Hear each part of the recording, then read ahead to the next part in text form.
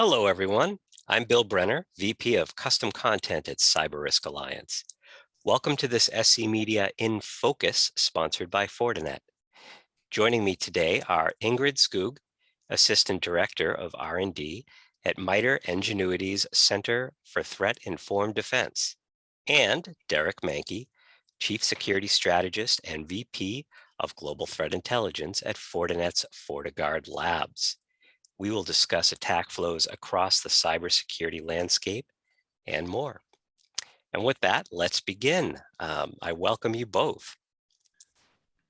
Thanks, Bill. It's great to be here.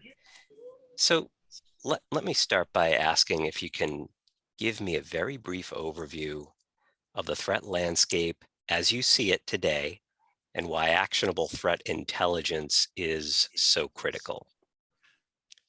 You're asking the most difficult question first, Bill. the brief overview piece, because as we know, the threat landscape is incredibly complex today. There's, a lot of things happening that have been, building essentially for over 20 years. First of all, we have a growing attack surface, literally connected through satellite communications now, and things that had no connection have a connection now. We're seeing a lot of volume every day, every week, every year. We're seeing more and more IOCs, indicators of compromise, more volume in terms of botnets, malware, new vulnerabilities and exploits. There's over 20,000 new CVEs just last year, which was a banner year. That was net new in 1 year. And then the cyber criminal ecosystem itself continues to grow. We have convergence between APT, advanced persistent threat actors, and cyber crime groups. I refer to this as advanced persistent cyber crime, the two worlds coming together. There's simply more campaigns, more organizations, more tools that they're creating and using to launch attacks. And so that's a brief overview. It can be a little daunting at first, but why actionable intelligence is important is because we can't just talk about the bad things. I mean, we process 100 billion potential threat events a day in FortiGuard Labs coming in. That's a lot, right? It can be overwhelming, and we know there's ransomware out there. We know there's botnets out there and DDoS attacks and so forth. But how do you make that actionable? Every stakeholder, in the cybersecurity industry has different views of actionable intelligence. For us, a security vendor, actionable intelligence is how we can put it into security controls to protect customers, elevate the security stack. To law enforcement, actionable intelligence is a much different story. Just as an example, national computer emergency response teams use that for infrastructure and disruption of that infrastructure, right? So actionable is incredibly critical and important, but not an easy task. And it's different in the eyes of different stakeholders as well. Sure. So I'm going to ask my next question directly to Ingrid. So I'll let you start here. Briefly describe, if you can, the difference between MITRE attack, which we've all come to know and love, and the MITRE Engenuity Center for Threat-Informed Defense. Yeah, that's a slightly easier question than you gave to Derek, so thanks for that. Attack, that we all know and love, first got released in May of 2015. I happen to have that date on hand because Blake Strom helped highlight it in the AttackCon Slack channel that we've been chatting in recently. And what attack is the knowledge base of adversary tactics and techniques based on real world observations, right? So where the center comes in is we're focused on threat-informed defense. And what does that mean? That sounds fancy and important, but it's being focused on adversaries in order for folks to assess, organize, and optimize their defenses. An attack allows us to all have a common point of reference in how we discuss that. But it's not, attack is just that common point.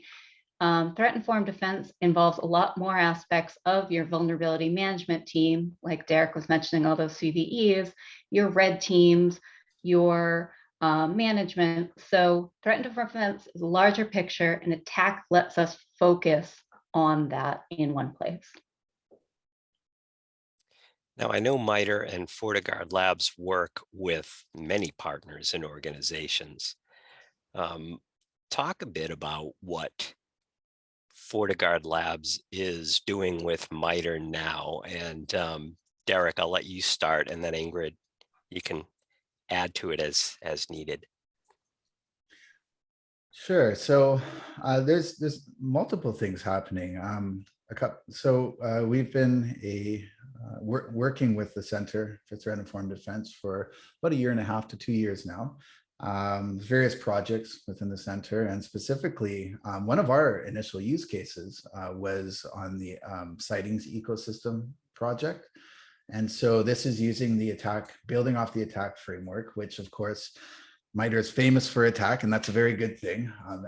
Pretty much everybody I speak to in the security industry is aware of and uses the attack framework. And this project, one of the projects within the center that we were a contributor to, was the sightings ecosystem, which builds off of attack sightings.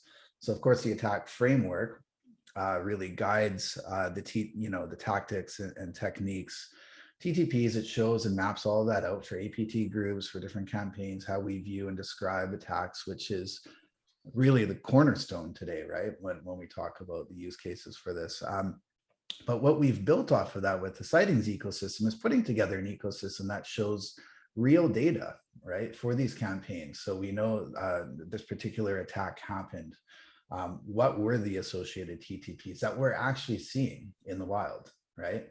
And this is, I think, very important, because this is a very important aspect of the threat informed defense concept, right? Because in order to know the latest and greatest movements in the week, any given day or any given week, you need that visibility and that sighting data. Otherwise, it's just a snapshot, of course, right? So the other thing that we've learned through this project is that we don't have to boil the ocean, which is always very nice, right? As I said, it can be very overwhelming. I talked about the whole IOC problem. There's a lot of noise out there. What the sightings ecosystem allows us to do, what we've built here, is to share data on active TTPs. Because if you look at the attack framework itself, I believe there's over 370 different techniques and sub-techniques, which is necessary because there's a lot of different tools that attackers use. But again, if we look at specific campaigns, they're not using all of that in one campaign. Hopefully not. Right? So we usually, can boil that down to the ones that we see the most volume in, as an example, the most critical ones. And now we're talking about handfuls of TTPs, not 100 or 200. And that's much more strategic. And that really plays nicely into the threat informed defense concept, because now you can have a strategic conversation around, here are the active techniques that attackers are using in this campaign. How does my defense stack up against that, right? And so we're referring to these. We've actually built a tool at FortiGuard Labs showing heat maps for this. That's one of our use cases as well. Mm-hmm. Ingrid, anything to add? I like to compare it to weather reports, right? We know attack is like, we know that there are rainstorms and hurricanes and stuff, but we're addressing that tragedy of the commons of, we want to know what the actual weather is going to be for the next 7-day forecast. And sightings helps us to be able to get that real world data to inform everyone about what's happening, not just the landscape, Derek said, of what can happen and all those TTPs, but focus down on the what's actually happening so that we can plan around it. Sure. Now, how do you, and either of you can jump in on this, how do you define high resolution threat intelligence, and why is it important? So sightings. Yeah, sightings is part of it. There's another project, Attack Flow, which I'll touch on briefly too, which is also part of this concept. If you look at traditional threat intelligence, it's relatively flat, right? It's feeds of IOCs. So you get a big list of IP addresses or malware hashes, and that's all good and fine for, stacking up on policies, but often reactive. But it's not zoomed in, right, to this when we're describing it. Over the years, thankfully, we've built contextual intelligence. That's not quite high resolution, but it's better. So it's saying, hey, I saw, this attack use this CVE, in this vertical as an example, right? So that's contextualized. But again, if we start asking the question, how are they doing this? What are the techniques that they're using? Again, exactly how are they trying to move laterally through system? How are they trying to evade security controls and defense, as an example? That can't be answered through that traditional intelligence. So that's where this high resolution intelligence piece comes in, which is exactly where, again, sightings, yes, absolutely is part of that, because it helps to actually show the exact techniques that are used in any given attack. But then we're taking that a bit further with attack flow, which is another project within the center that we're contributing to, which actually maps out the movement from left to right, if you will, like the chain of techniques, right? Moving from each tactic. How are they moving? Like they use tactic A, and then they're going to tactic B. And what's in between? What are the assets that they're using or hopping through to be able to achieve that goal? I love Ingrid's analogy of the of the weather forecasting. I use that a lot as well too. But it's really exciting because as we start to open that door and look at all of and have this high resolution, because we're actually getting more information essentially through this, then there's a whole bunch of myriad possibilities for machine learning that can help to bolster all that weather forecasting type thing. I also like to use the example of the game of chess too. Pick your poison, I guess, right? But the game of chess, it's by being able to understand again probabilities, how they're moving through these systems. The more and more that we see this, the more likely an attacker is going to make that move, right? And again, that's where it comes into that informed defense based off of knowledge from the past. Playing chess inside of a raging storm that was not in the forecast. Being a security professional can feel like that sometimes. Yeah, that's as you two are talking about chess and weather forecasts, that image just popped in. So now, given this work with MITRE and partners like FortiGuard Labs,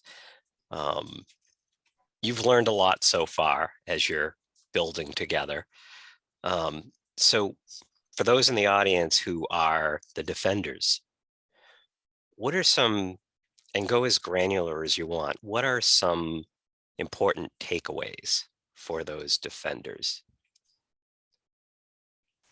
I'll start. So one of the things that I've seen and that our community sees a lot is with unfolding breaches and incidents, right?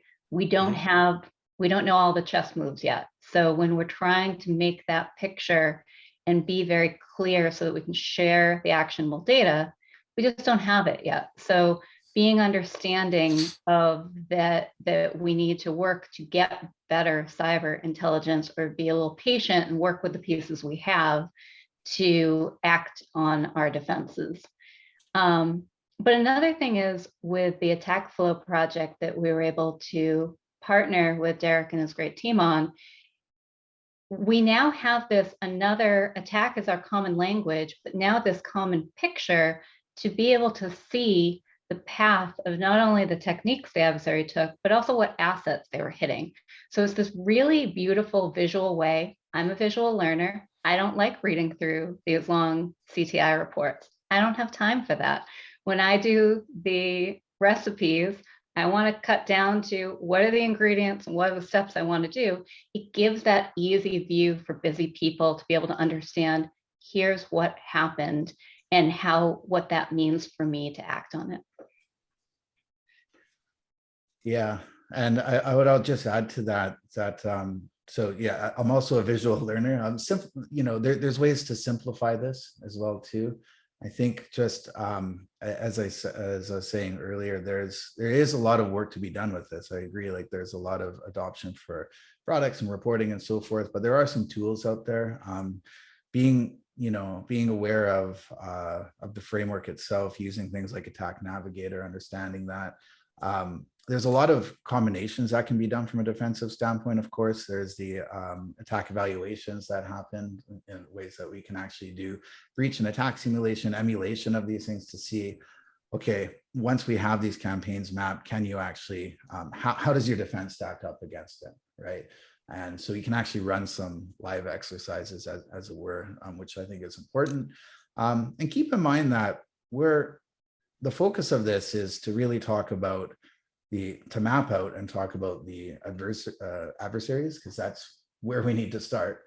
And then a defense can be built around that, right? I think all too often in the industry, there's, in the past anyway, there's always been this sense of let's build a fortress against, whatever enemy may be coming up against us. Where again, that's the idea here, is to flip that around, right? Let's understand the enemy, understand their probabilities first, and then build an effective defense. I think it's a much better approach. So as you work together over time and lessons are learned along the way, and this is really the second part of this last question, where I asked about key important takeaways for defenders. Any red flags they should be aware of as they proceed in trying to mount that defense? So you've given some guidance on approach, but every plan has its unexpected surprises. Again, the chess in the middle of a storm. So in terms of red flags, from thinking, putting my SOC hat on, thinking like a defense and an analyst, I would look at any one of if you're starting to see some of these techniques light up on your network, that to me is a red flag right there. In specifically some, like when we actually again, this is new data, but when we've been looking through it, some of the most prevalent data has been on the evasion of security controls, right? Various techniques inside of that, which is clearly a red flag, because attackers are looking at, what security you might have in place and how they can circumvent or get around that. And so I would say there are some traditional flags like that do come up from our experience looking at the data. And again, having eyes on this and looking at it more and more is just an exercise of seeing what's happening, in terms of the actual TTPs. Some of them may be less significant than others, but some of them we do see. I think it's like 57% was on evasion of defense controls. Ingrid, anything to add to that? I will say the hard lesson learned here is an ounce of prevention is worth a pound of cure.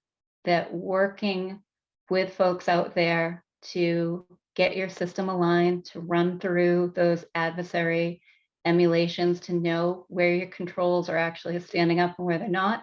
Anything you can do ahead of time, so much more valuable than when the fire is happening, you're playing chess in the storm and trying to react to the C-suite level coming down on you and saying, I read this in the news, this is coming out.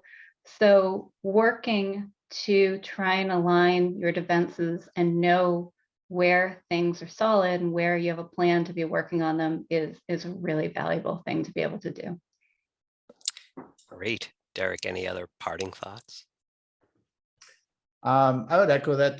This is all a good news conversation in the middle of that storm again, as we always talk about the bad things happening, but this is really an innovation piece, right?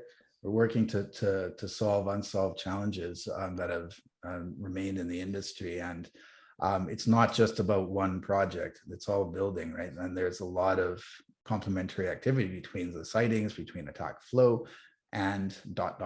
There's many more projects within the center, which is exciting. So I would say stay tuned, more to come. And this is definitely just the beginning of this, but we've already made some great headway. Well, terrific. So I've enjoyed talking to you both. So thank you for taking some time with me this afternoon.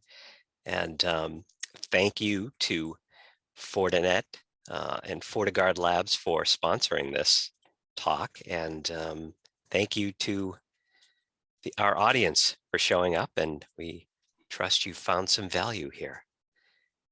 Take care.